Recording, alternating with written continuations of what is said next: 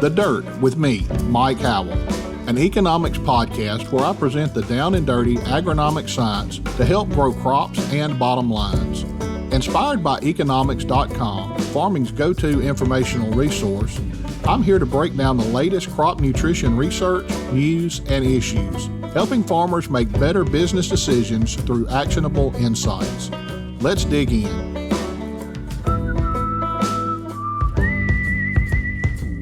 Welcome back to The Dirt, everyone. We're glad you're joining us here today. We have Dr. Brian Arnall with Oklahoma State University joining us. Dr. Arnall, welcome to The Dirt. Thanks for having me here, Mike. Excited to have the conversation. We look forward to it. Before we get started, if you would, tell us a little bit about yourself and what you do at Oklahoma State. Absolutely. So I'm an extension specialist at Oklahoma State University. I have a three-way appointment: extension, teaching, and research.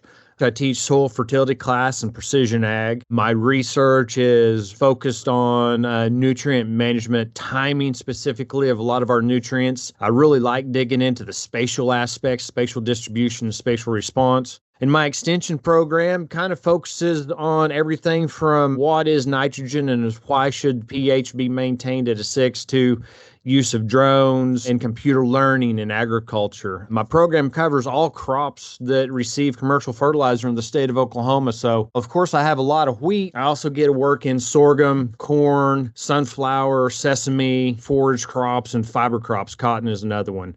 I grew up in Northeast Oklahoma. Didn't really have a whole lot of production ag in my background. Came to Oklahoma State, and I keep getting drawn back here, and I've never really left. Well, I tell you, I visited Oklahoma State several times. Used to bring a bunch of 4-H'ers out there for the National Land Judging Contest. And if I had to live somewhere else, Oklahoma would be one of the places I would look at. Really enjoy coming out there and have enjoyed my time in Oklahoma over the years. Dr. Arnall, tell us a little bit about the current crop situation in Oklahoma. What's going on? How's harvest coming and that kind of stuff? Well, harvest was expedited on our summer crops. We have ended up swathing a whole lot of soybean, sorghum, and corn ground. We've got a couple pockets that made some grain, but the number of folks that are baling up soybean, baling up corn and sorghum is pretty big. A lot of beans are going down. It's just been miserable, hot and dry, Mike. In fact, we're flirting with triple digits as we record this in the middle of September, coming up at the end of the week. And so we're awfully hot and dry. The wheat is starting to go in the ground. Typically, our graze out wheat would be going in right now, heavily planted. But the problem is we've had 1 or 2 showers in a few locations. So what we're looking at is a band of moisture that might go 4 to 6 inches deep with nothing below it to 3 or 4 foot deep. So a lot of folks got wheat in the ground. They got it up to prep for grazing. But if it doesn't get rain in the next week or so, we see mid-90s. We're going to have wheat going backwards. We're already getting some armyworms starting to march from the south coming up off the Red River. Wow, that's just not a good scenario at all. I've been talking about my little farm here. We started a little farm about 2 months ago, and we needed to cut the hay when we started and haven't had a dry time to cut hay yet. The hay's just about ruined by now, and I don't know if we're ever going to get a hay cutting off of this. We're in the total opposite situation from what y'all are in. Just can't get a break. Just not a good situation. Well, let's get to the dirt and jump in on today's topic. I thought we would continue our series on our essential plant nutrients today and talk about iron for a little bit. Dr. Arnall, if you would, tell us about iron and what the role of iron is within a plant.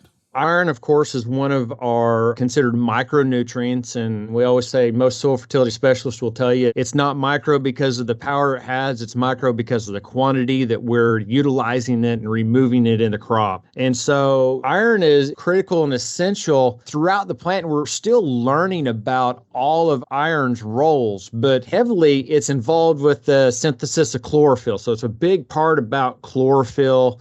It's essential for the maintenance of chloroplast and the structure and function of chlorophyll. So it's a big part of photosynthesis. It also has a big aspect in interaction with enzymes. It's utilized heavily in a lot of the enzymatic activity within the plant. So when it comes to roles in plant, iron is a critical compound when it comes to the plant. It is not mobile in the plant, so it's immobile in the plant. So therefore, we'll typically find the iron deficiencies in new growth. Okay, well, you mentioned that it has a lot to do with chlorophyll production, so I'm assuming if we start seeing deficiencies, we're going to lose that dark green color we're looking for. Tell us a little more about the iron deficiency symptoms. Iron deficiency is one of the most, as far as symptoms goes, it's a very classic symptomology that doesn't veer off from itself too often. And it's always found in the new tissue, and it's intervenal chlorosis. So it's that yellowing between the veins where you get that beautiful John Deere striping on a corn or sorghum leaf, on soy and on cotton. You still get that intervenal, same thing on alfalfa and all of our crops, but it's a very yellowing, not a lot of necrosis. We'll typically see a stunting. Beans might be more of a general yellowing on some of the leaf, almost indicative of a sulfur yellowing, but you still have a strong intervenal chlorosis, pretty consistent across the board when you get into that. Okay, and I'm assuming that if we start seeing these deficiency symptoms, that's going to result in yield loss. That's why we call it an essential element. What kind of yield losses could we expect to see if we have iron deficiencies? So in some of our extreme cases, Mike, if I go into the high plains where we have some of our biggest challenges with iron deficiency on a soybean crop, if it's untreated, we're talking the difference between 50, 60 bushel and 5 bushel. So we can lose 30 to 40 bushel in severe iron deficiency chlorosis, or IDC, as we'll typically call it in the soybean system. In severe cases, a 50% yield reduction is not out of the question. That's the really extreme cases. Just marginal cases, we'll see it strip a couple bushels off if you just start having a little bit of the deficiency symptomology. But in our bad cases, it takes us almost down to zero in some of our pockets. Wow, that's a big loss just from one small nutrient like that. One thing that a lot of growers have trouble with is determining, do I have an iron deficiency, or is it a nitrogen deficiency or a sulfur deficiency? Is there any way we can tell this deficiency from something else without actually doing tissue sampling and knowing for sure? The tissue sample is helpful, but it's not always the best when it comes to identifying iron. Typically, our iron deficiencies can be associated with certain soil characteristics. And so if I'm going to a field, if I know a couple things about that field, I can quickly associate it with certain nutrients opposed to a nitrogen sulfur. Just the deficiency symptomology, nitrogen is going to typically be older, lower leaf. Sulfur is going to be newer growth, more of a general yellowing, while the iron deficiency will be interventional chlorosis.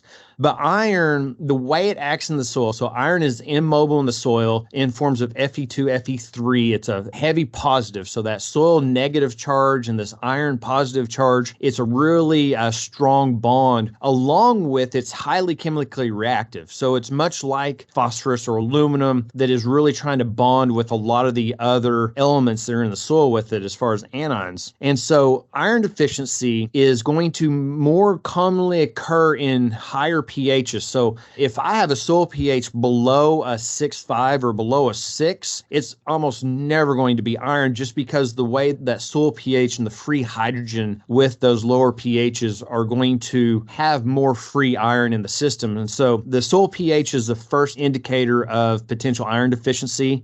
The second one is free calcium. So we'll see a lot of that in the high plains. The North Dakota and Minnesota region really gets in a lot of this free calcium or calcium carbonate or free lime. Soil test lab calls it different things in our western states. And so it's a combination of high pH, free lime, along with sodium. And so if we have a salt problem, so we can have high pH but not have a problem with iron, but if we combine high pH by a high sodium concentration, now that's going to push the potential chances for iron even higher. And then 1/3 on top of that, and there's been some cool work done throughout the soybean belt, is if you combine high pH by high nitrate, so high residual nitrate, that's also going to push the deficiency worse. So it's not that the salt creates it or the high nitrate creates the deficiency, it's that it makes an already small deficiency exceptionally worse. And so some really cool pictures out there on bean crops is where you'll see a wheel track that's really green, and outside the wheel track is iron chlorotic. The deal is that wheel track held water and had denitrification, and so it actually had lower nitrate values where that water had held, and so it was still green, while outside of it that had a high pH and high salt content through a really classic iron chlorosis.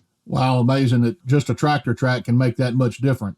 Dr. Arnall, you mentioned soil pH and the importance of pH, and I think that's something that listeners are getting accustomed to on this show. We did one episode strictly on pH, and I think everybody else has talked about the importance of pH and these nutrients and making sure that pH is in the right range for the crops we're growing and making sure nutrients are available with that certain pH. So I appreciate you touching on pH again. What are some of the common fertilizer sources? If a grower knows he's going to need to add some iron, what are some sources he can use to get that out there? When it comes to iron management or the fertilizer sources, we can, of course, have the traditional sources, which might be an iron chloride, an iron nitrate. It's basically that iron cation combined with an anion that's highly soluble. And so very historic, we've used those as foliar sources for a long time. However, one of the challenge with those, especially if you're going into an environment that has very high pH, which is that free calcium, the calcium magnesium that's in that soil solution is going to also have a lot of OH, that hydroxide. That OH is going to want to bond with the iron really rapidly. And so it's chemically a quick process. So if you put iron chloride into the soil, it's going to bond and basically create an iron oxide or rust pretty rapidly. So what we do is we use a chelated product that aids in the holding of that iron. It basically is like an organic claw that holds that iron and keeps it from being bound by the hydroxyls in the soil solution. And so we look at EDTA and EDDHA products. And so what you have is two different chelate forms. The challenge is that one form is cheaper and the other form is much more expensive. It's about 2 times as expensive, but you use half as much. And so that's the EDDHA is typically a little more capable of holding this iron in these high pH systems. Now, when it comes to fertilizer management, we've all been able to do foliar iron for a long time, but in these soils that are really binding, it is almost always better to go in as a starter or a pop-up and get the iron with the seed. The application of foliar hardly ever comes back to the same yield level as those starters. So it's one of those scenarios we want to take care of up front. We can recover with the foliar, but we're usually more successful to take care of it at planting. You know, that most important pass, just go ahead in those scenarios where you know you might have iron problems, a high pH, high salt, high nitrate. Go ahead and handle that in a starter system. It almost 9 times out of 10 is going to be better off than trying to catch up later with foliars. Right, and that's the case with most of our nutrients. We'd much rather address it early in the season than have to try to play catch up later in the year. So, Dr. Arnall, I know we've talked a lot about iron and the role of iron in the plants, but iron is also something that's important for humans.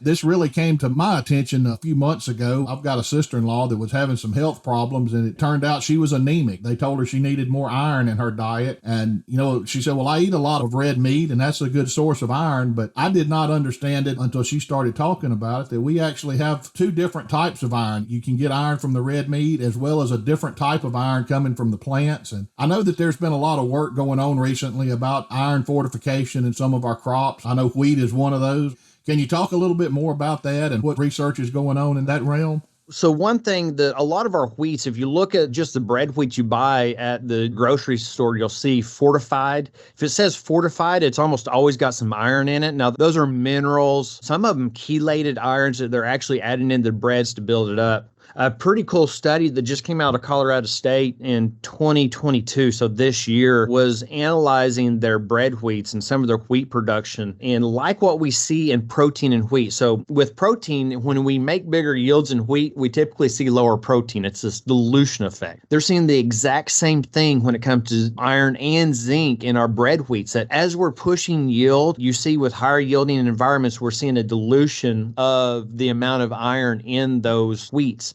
It is a problem as we're trying to push production, right? We're trying to get as much per acre as we can out, but that is in a way starting to dilute it. So we are looking, there's a lot of folks looking at research about iron application, foliar applications, application of soil applied. Literature's a little bit mixed as far as the foliars making it into the grain.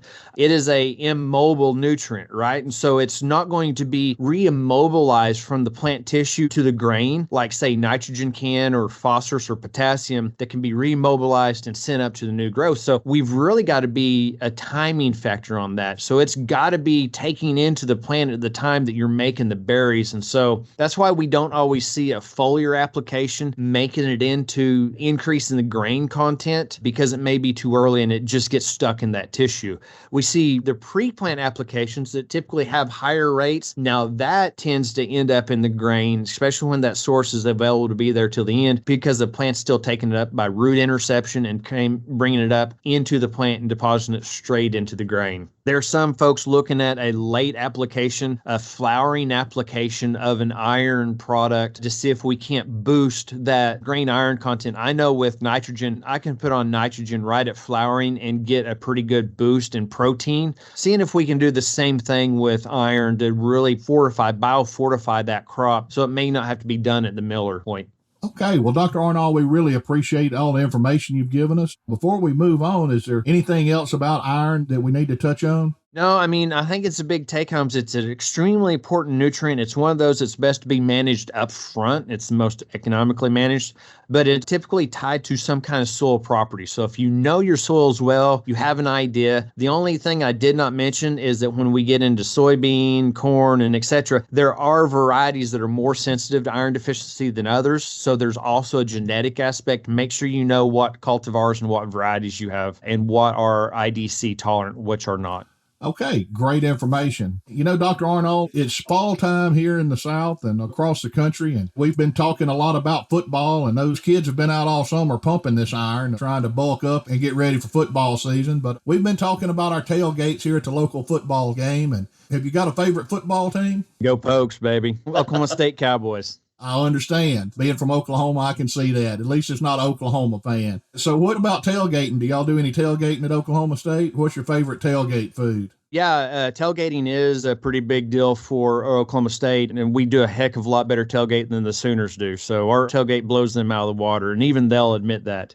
I'm a fan of smoked things. I love me some good smoked meats. We roll that smoker dry rub quite a bit. But if you just have to pick one for a quick tailgate, it's a smoked queso. So throw that meat, throw that cheese, maybe some brisket, some cheese, some onion in that smoker, and let that melt down for a couple hours and have that smoked. Okay, sounds good. And that's kind of the direction we're going with our tailgate this week. Last week, we put a few Boston butts in the air fryer and pulled that pork out of there, had pulled pork and barbecued it up real good and put it in a slow cooker and had pulled pork sandwiches. Well, we had a little bit extra this week, so we're going to do some pulled pork nachos with the leftover Boston butts from this week. So we're going to do just plain nachos. We're going to have any kind of topping you can possibly imagine. Have not thought about smoking that queso, but you gave me an idea there. We may try to do a little bit of that as well. But it's homecoming this week at Poplarville, so we're going to do a few more things and try to keep it interesting and let the kids have a lot of fun. You know, kids always like these fried Oreos, so I'm going to have the fryer out this week. We're going to fry up some Oreos, let them get started on a good sugar high with the fried Oreos. And for dessert this week, I'm going to cook a few beignets. Now, for people that don't know what beignets are, that is kind of like a French donut, real popular in New Orleans. So we're going to fry up some beignets. We're going to coat those down as soon as we get them out of the grease with some powdered sugar. And then we're going to have some strawberries and peaches and that kind of stuff that we can put on them as a little fruit topping. So kind of excited about the tailgate menu this week.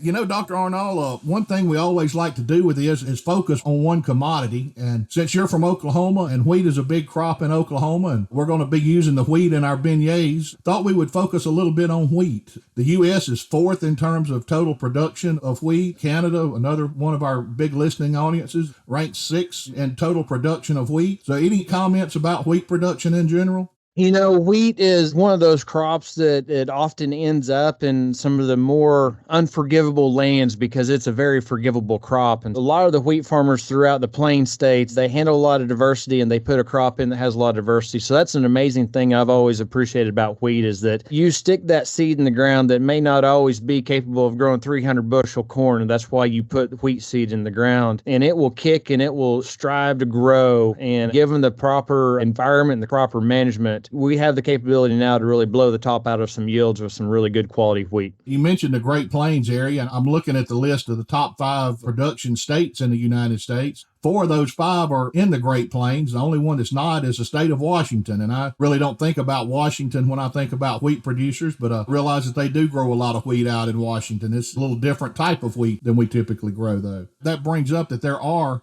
different types of wheat. I think, 7 different types of wheat that we can grow in the United States, depending on what the end use is going to be for that. Yeah, it ranges. You go from our reds and our whites, we have our softs and we have our hards, then we start getting into, do we consider the triticales and the pastas and the durums and all that stuff. So yeah, every region has a lot of their specialty, whether that's because of end use or because of environment. But even now we're seeing those geographies change as we're getting better genetics, and we're seeing more of the softs make their way into the central plains that were historically dominated by the hard red wheats. And so it's interesting to see this change as we learn and we grow and we get better genetics behind us. And the last fact that I'm going to throw out there about wheat has to do with consumption. One statistic I found shows that the average American is going to eat somewhere between 125 and 150 pounds of wheat per year. That's a big part of Americans' diet when you look at how much total wheat they're consuming. Dr. Arnall, we really appreciate you being part of the show today. We've all learned a lot from this. I hope we can have you back on the program sometime here in the future. Appreciate the opportunity, Mike, and any chance I get, I'm happy to talk. Listeners, we appreciate you tuning into this week's episode. We hope you've learned a lot and enjoying this program. If you are enjoying the program, we highly encourage you to pass this on to your friends and neighbors, and also give us a rating on your favorite app store. Let us know how we're doing. Let us know what we can do to improve. If you'll do this, we're giving away some Skull Candy earbuds to the first 75 people that do this. I believe that's still up and going. So if you have not done that, go ahead and check out our website. That's www.nutrient-economics.com and find all the details to get your Skull Candy earbuds. Well, listeners, another Friday night is in the record books. Poplarville has defeated the Terry Bulldogs by a score of 48-6. The Hornets are really on a roll right now. They've won 3 games in a row, and it's homecoming this week. So we've got Past Christiane coming to town. A lot of activity going on this week. We'll be bringing you another episode next week talking about our tailgate, let you know how the ball game turned out, as well as bringing you some new and exciting agronomic information here on the show. I hope you'll all tune in next week, and until then, this has been Mike Howell with The Dirt.